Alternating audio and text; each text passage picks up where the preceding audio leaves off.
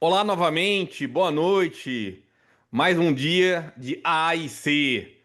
Então, eu sou o Fábio Porto, estou aqui com a Selene e com o Lucas, que a gente está fazendo os highlights do AIC, o principal congresso de Alzheimer do mundo. Então, boa noite, Selene, boa noite, Lucas. Boa noite, Fábio. Boa noite. Então, antes da gente começar, vou fazer aqui uns lembretes. Se você gosta desse tema, curta, comente, salve, compartilhe e se inscreva no canal da Brás. Então vamos lá, highlights do segundo dia do AAIC. Então vamos começar primeiro com as damas. Selene, o que você viu de mais importante hoje? Olha, Fábio, hoje o segundo dia foi muito intenso, muitas aulas incríveis, mas como o tema é tão caro para mim, o dia começou importantíssimo com a reunião sobre políticas públicas, uma mesa que foi conduzida pelo pessoal da Organização Mundial de Saúde, com a participação da Alzheimer's Disease International, representantes do Ministério da Saúde do Canadá e dos Estados Unidos. Essa mesa foi extremamente interessante, mostrando as ações da Organização Mundial de Saúde, a importância do tema, da construção dos planos nacionais de demência. Então, eles mostraram o cenário no mundo, como os países estão se organizando nesse sentido. E, posteriormente, a ADI, o representante da ADI, da Alzheimer's Disease International, falou mostrando, então, países que tinham planos nacionais de demência instituídos e colocando o Brasil como um desses países. E, na sequência, então, teve a apresentação do Plano Nacional do Canadá e do Plano Nacional estadunidense. A gente pôde participar colocando que o Brasil efetivamente não tem um plano. O Brasil tem uma política, a gente tem um ano aí de política nacional do cuidado integral à pessoa com demência, e a gente tem algumas iniciativas, sim, interessantes, como o RENADE, que foi contratado pelo Ministério da Saúde. Temos pesquisadores de altíssima qualidade, mas que estão todos interessados em colaborar, mas a gente ainda não tem um plano. Nós temos um sistema público de saúde que tem grandes forças, grandes trunfos, programas de imunização, de cessação de tabagismo, de hipertensão e diabetes, que podem ser utilizados nessa estrutura. Então, a gente questionou, mostrou que o Brasil está trabalhando nesse sentido, que a gente vai fazer ações no final do ano, né? Nós vamos ter um seminário específico sobre políticas públicas no final do ano, e nós aproveitamos, então, para estreitar laços com a Organização Mundial de Saúde, que está apoiando esse nosso evento através da OPAS, né? E também da ADI, do World Dementia Council. Foi muito interessante a apresentação do plano do Canadá, que é um plano bastante extensivo, bastante comprehensive, bastante Abrangente. abrangente, Abrangente. e que fala da organização de toda uma sociedade, da colaboração de toda a sociedade para a construção do plano, um plano inclusivo que pensa em minorias, um plano baseado em ciência, um plano que tem um investimento grande, sim, mas que tem bastante participação, tem geração de dados, que é muito importante, e vigilância sobre os casos, sobre as intervenções também que são feitas. Então, foi uma mesa super rica e que a Abras teve grande oportunidade aí de relações, de estreitar laços com essas instituições. Muito bem, e eu já escrevi e vou falar aqui, né? Eu parabenizo a Selene, né? Nossa presidente da Nacional, da Brás, pela coragem e pelo esforço que ela faz para resolver esses problemas. Então, parabéns, Selene. E E eu lembrando assino aqui, embaixo os parabéns para isso, Selene também. São Obrigada, Paulo gente. tá de acordo, né? Então, lembrar aqui que esses highlights têm o patrocínio da Lilly. tá? Então, a gente enfatiza aqui que a nossa opinião é independente, né? Mas lembramos e agradecemos a Lili pelo patrocínio. Vamos lá, Lucas. Tenho certeza que você vai querer falar de biomarcador, né? Biomarcador no plasma. Como é que estão as coisas? Hoje foi o dia dos biomarcadores, né? Eu até antecipei ontem, e eu achei muito interessante os biomarcadores no plasma. E eu vou falar daqueles que têm um apelo mais imediato para a gente usar, tanto na clínica, com pacientes já com comprometimento cognitivo, quanto pensando no futuro em triagem de sujeitos cognitivamente normais, né, em termos de é, risco iminente de aparecimento de declínio cognitivo. Então, são dois marcadores que estão sendo mais estudados nesses aspectos. Os dois são marcadores de Tau, né? O primeiro é a fosfotal, ou a porcentagem da fosfotal 217 em relação a Tau 217 não fosforilada, né? Já é um marcador disponível na prática clínica e que ele reflete o início da patologia Tau e também reflete a patologia amiloide. É um bom proxy de amiloidose no cérebro. No entanto, ele não é um marcador que consegue estadiar a patologia da doença de Alzheimer. Ele é um marcador categorial, um marcador qualitativo. É sim ou não, é positivo ou negativo. Sendo assim, ele é um bom instrumento para diagnóstico de pessoas que já têm uma clínica e têm comprometimento cognitivo leve ou que têm demência, e aí, com o resultado positivo, a gente aponta para uma declínio cognitivo, CCL ou demência, na doença de Alzheimer. Mas ele não é um bom marcador para você predizer a trajetória cognitiva desse paciente, porque ele não está associado à patologia tal. Ele pode ser usado, então, no diagnóstico, no diagnóstico diferencial de etiologias de demência, para confirmar um diagnóstico clínico de doença de Alzheimer com esse dado biológico, e aí ele é questionável em relação a você indicar, por exemplo, terapia amiloide. Embora ele reflita a patologia amiloide também, ele, principalmente na população brasileira, que é muito diversa, e a validação dele é numa população caucasiana, sobretudo, ele ainda é questionável e ainda não pode prescindir de uma confirmação com líquor ou com PET amiloide. Lembrando que os guidelines da Academia Brasileira de Neurologia não incluem ainda o marcador sanguíneo para diagnóstico biológico de doença de Alzheimer. Tá? Acho que a grande novidade é o MTBR Tau 243. Esse é um marcador de Tau que está quantitativamente relacionado à deposição de Tau no cérebro, aos estágios de Braak vistos pelo PET Tau. Ou seja, ele é um marcador quantitativo de patologia Tau. Ele, na curva temporal de aumento da Tau, ele aparece um pouco depois do que a fosfotal 217. Então, ele é menos sensível que a 217, mas com ele a gente consegue, principalmente em cenário clínico, determinar com alto nível de certeza a patologia tal e estratificar essa patologia, como foi feito, por exemplo, no estudo do donanemab, que foi estratificado em baixo, médio tal versus alto tal. Não tem um estudo que estratifique ainda para tratamento com droga anti-amiloide pelo MTBR tal, mas pode ser um bom proxy.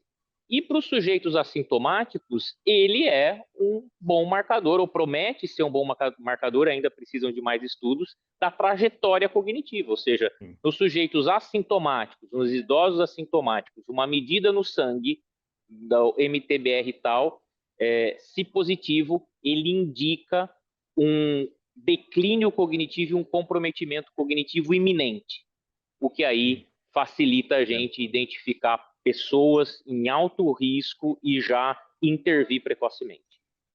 Acho que é muito legal, né? Quer dizer, o p-Tal 217, apesar de ser tal, ele indica que tem amiloide e está começando a secretar tal. Bem, bate muito com o início do PET amiloide positivo. Enquanto que o MTBR 243, ele tem a ver com o tal cortical, né? Com espraiamento fora do lobo temporal medial. Tava falando com um colega meu, que é radiologista, que é nuclear, falou assim: olha, esses exames aí vieram para complicar a vida do nuclear, né? Porque né, consegue mostrar bem, né? Vamos lá, olha, um ponto que eu tenho certeza que todo mundo quer ouvir. Então temos mais 10 minutos, ó. O que é clinicamente significativo, né? O MCID, né? O Meaningful Clinical Important Difference. É. E aí, alguma impressão? Bom, Se eu quiser, posso comentar. Vai lá, Lucas. eu adoro esse tema, eu vou comentar e depois eu passo a bola para vocês. Eu vou começar com uma provocação. A significância estatística sempre implica numa significância clínica? Essa que é a pergunta, e por isso que a gente agora tem esse conceito de uma mudança mínima clinicamente significante ou significativa. Porque muitas vezes a gente vê a comparação de grupos nos ensaios clínicos de intervenções para a doença de Alzheimer com medidas de cognitivas, funcionais, e que a gente vê a significância estatística. Mas será que essa significância estatística de meio ponto em determinada escala cognitivo ou funcional de fato é perceptível pelos pacientes na prática clínica? E aí a mesa de hoje ela trouxe assim Foi muito boa, né? luzes para a gente interpretar isso. Eu acho que a primeira luz depende do momento da doença que a gente está falando. A medida de desfecho que a gente vai usar é diferente. Então, se a gente está falando de uma doença de Alzheimer já num estágio de demência, demência leve ou moderada, a variabilidade no Mini-Mental, a variabilidade numa escala funcional, por exemplo, ela é maior. Então, mudar 1 ou 2 pontos pode não ser tão significativo, não perceptível para o médico ou para o paciente.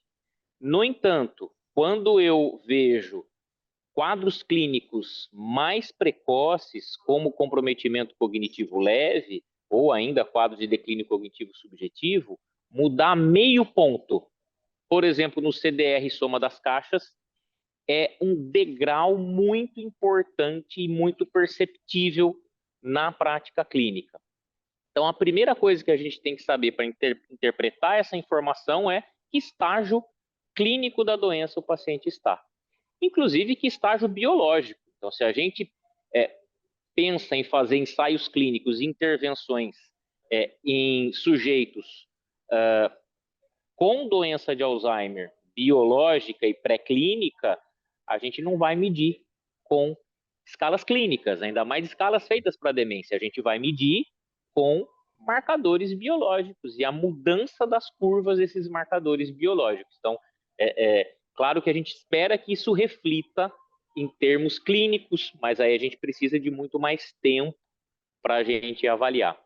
Então, primeiro parâmetro, eu acho que é esse momento da doença. E o segundo parâmetro nós estamos fazendo intervenções de preservação. Logo, o que pode ser mais perceptível é uma medida de tempo naquele estágio clínico. Então, quanto mais tempo a pessoa é preservada naquele estágio clínico. Ou uma métrica usada nos estudos de droga anti-amiloide é a porcentagem de lentificação da doença, né? Que é mais facilmente traduzida para a prática clínica. Acho que um ponto legal, né, Lucas, é isso, ó. Pega o endpoint categórico, né? Conversão do CDR0 para 1, 1 para 2, né? E analisa isso como a frequência. Por exemplo, né, pega a mínima diferença clinicamente significativa e vê a frequência de ter alcançado esse desfecho, né? E vê que vai ser diferente. Então, eu acho que são novas maneiras, né, de você interpretar esses dados, né? Mas eu acho que deu uma luz, tá? E tem um artigo publicado sobre isso, né, no Alzheimer's and Dementia, tá? Que explica direitinho isso. A gente pode deixar aqui a referência no link.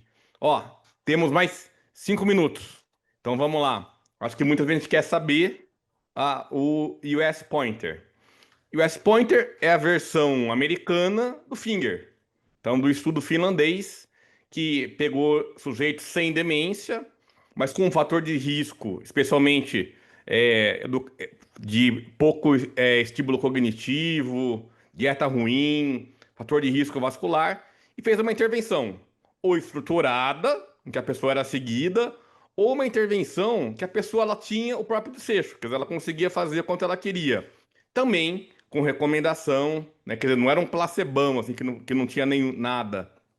Então, esse estudo acompanhou esses sujeitos e o que aconteceu? Desfecho positivo, né? Menos declínio cognitivo.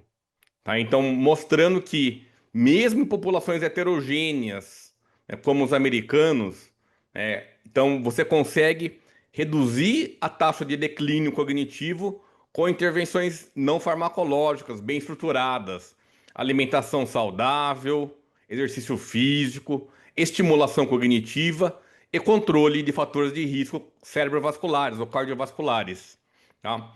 Qual que foi a estimativa, né? Então, como no Finger, os dois grupos melhoraram, mas o grupo da intervenção controlada melhorou mais, tá? Então teve um tamanho de efeito muito parecido com o Finger ao longo de 2 anos. O que mais melhorou? Funções executivas. Tá? E quem que mais melhorou? Isso é interessante. Quem tinha mais declínio cognitivo no início do estudo. Quer dizer, quem mais precisava melhorar teve maior benefício. Tá? Esse estudo, então, ele é muito interessante.